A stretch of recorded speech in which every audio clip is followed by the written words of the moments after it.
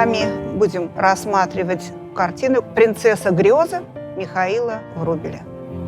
Путь в музей у этой картины полон приключений этого огромного монументального полотна, которое изначально было задумано для Нижегородской художественно-промышленной выставки 1896 года.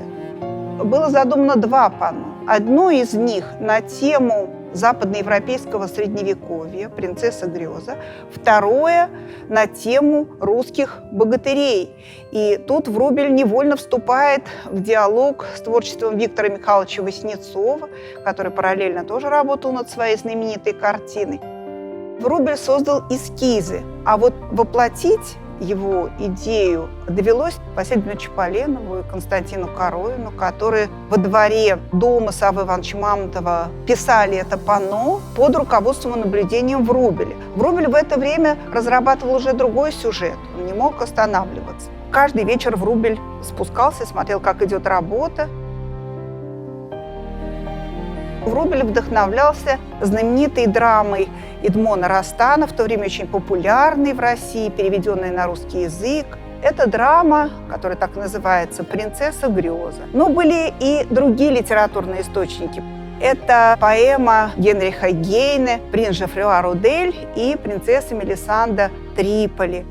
Врубель не воспроизводит последовательность событий драмы Растана.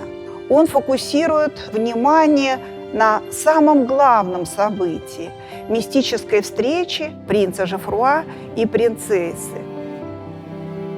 Врубель был символистом, и он пытался сосредоточиться на моменте, когда происходит встреча земного и небесного, когда происходит миг перехода из земного бытия человека в какой-то высший план существования. Когда он разрабатывал этот сюжет, он, естественно, отказался от многих подробностей, деталей повествования, потому что оно было слишком авантюрным, слишком запутанным, но, тем не менее, некоторые моменты все-таки остались. А история такова. Принц Жофруа, еще совсем молодой, но уже израненный в походах, а он был крестоносцем, знает, что дни его сочтены. И он проникается небесной, платонической любовью к прекрасной заморской принцессе из города Триполи, Мелисанде, и отправляется в плавание навстречу своей мечте. Принц никогда не видел принцессу, но воспевал ее красоту, ее совершенство, как истинный поэт, как истинный певец, который всегда устремлен к идеалу.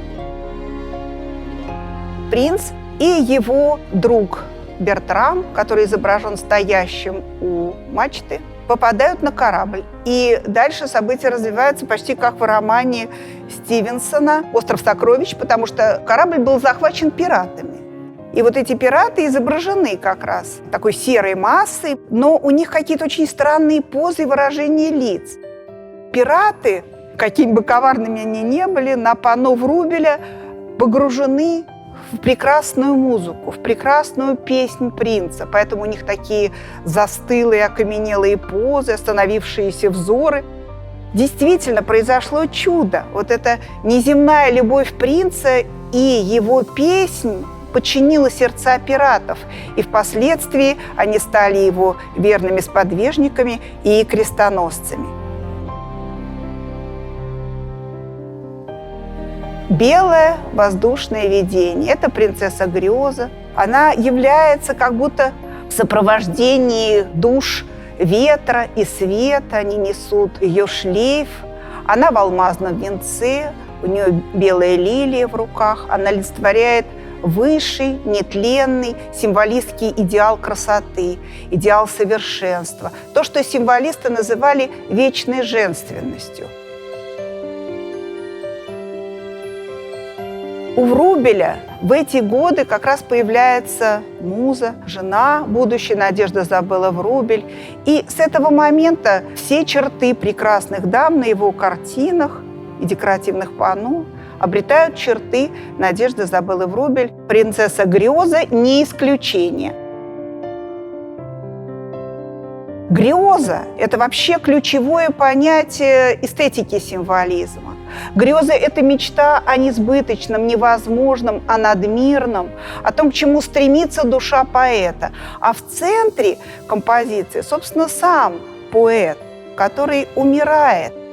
Корабль возносится вверх, но вот это вот движение в композиции, оно не восходящее, не триумфальное, а скорее дающее ощущение выхода в какой-то иной план бытия. Сам же принц уподобляется великому греческому певцу Орфею, потому что под чарами его музыки, звучащей из самого сердца, из самой глубины души принца, мир преображается. Вот посмотрите, волны прекрасно сгармонированы, они кажутся линиями, звучат как мелодии, очень выразительные проигрыши орнаментов, которые объединяют всю композицию. Происходящее на картине, на этом огромном декоративном панно, выход из плена вот этого материального мира туда, куда устремляется душа певца.